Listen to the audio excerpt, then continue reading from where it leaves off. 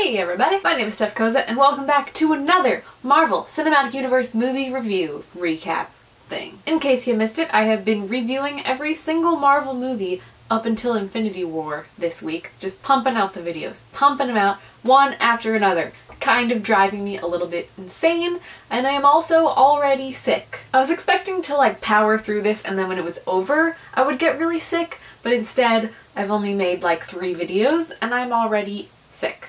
So, off to a great start, guys. So I apologize if I'm sniffling a lot in this video.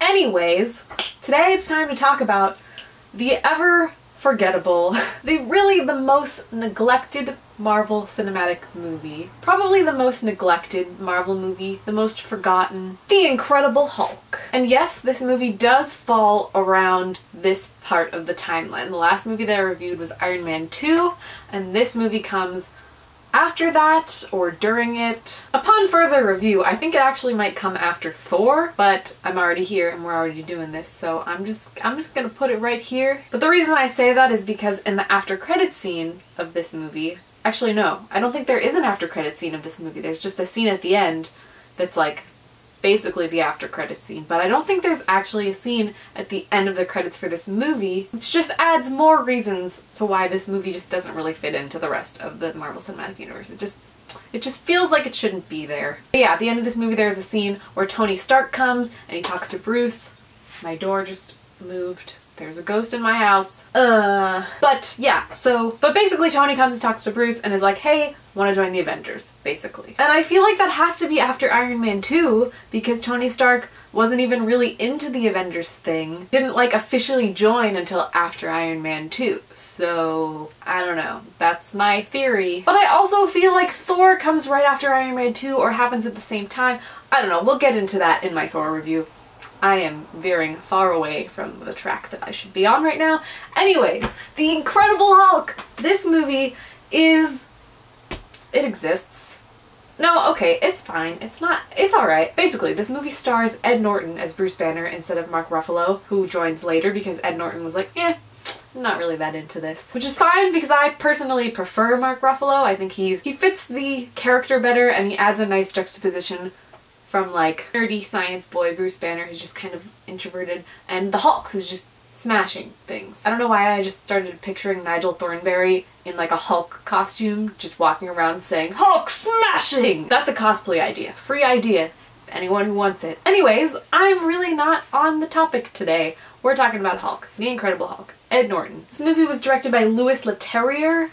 Leterrier? I don't know. Is there supposed to be some sort of fancy accent on that name? Doesn't matter because he hasn't really done anything great. Sorry, Louis. He did Now You See Me, The Transporter, Clash of the Titans. I don't know. I just forgettable movies all around. But basically this movie is just an origin story for Hulk and for Bruce Banner becoming Hulk. And it just kind of explains what happens and what happened to him and how he was trying to create this serum. They were basically trying to create the super soldier serum that Captain America had that was completely destroyed and never to be found again, and so these scientists are trying to recreate it, and Bruce Banner is working on it and he decides to test it on himself, and instead of turning into Captain America he turns into the Hulk.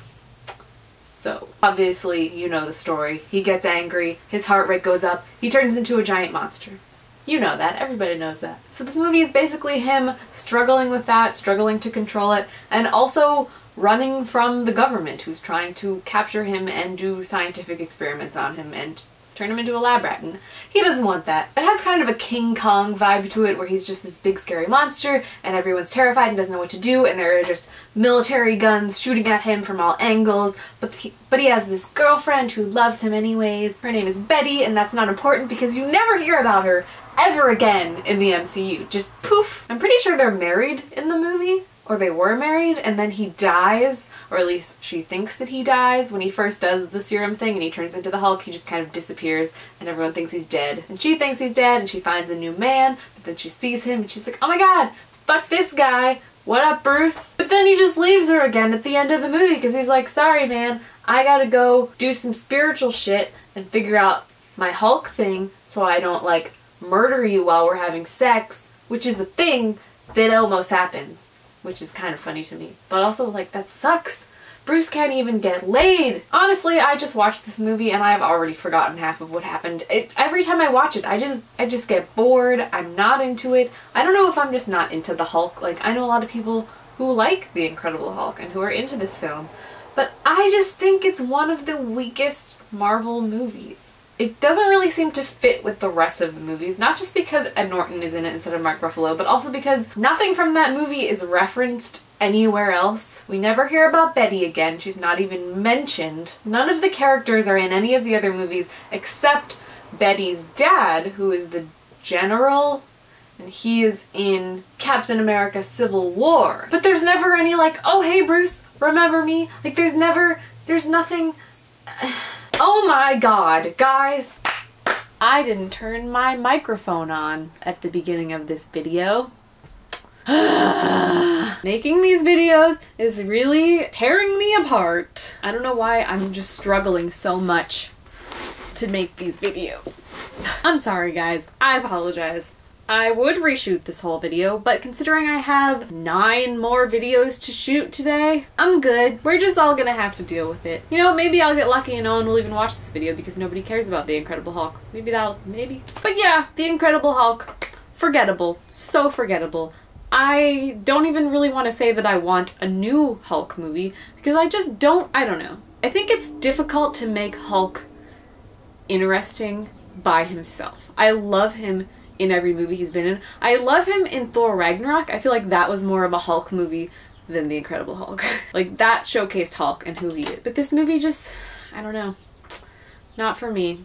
I think it was well done. I think Ed Norton was pretty good at playing Bruce Banner. I like him. I like Ed Norton. He's a cool guy. I like Liv Tyler, freaking Arwen from Lord of the Rings forever. But I don't know, I just wasn't feeling it.